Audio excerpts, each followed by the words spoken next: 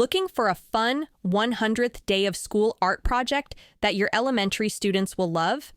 How about one with a balloon theme that'll turn your hallway bulletin board into a masterpiece? Sounds amazing, right?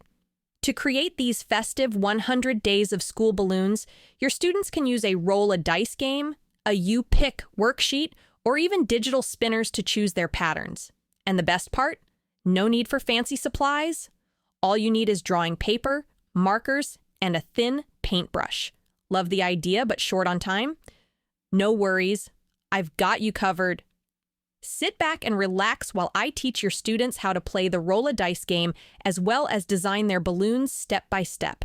I'll share plenty of tips and tricks to make drawing, coloring, and painting a breeze.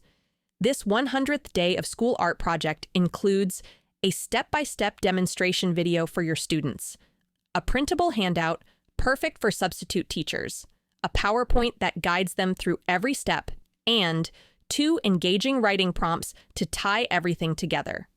Be sure to click on the preview button to see everything included.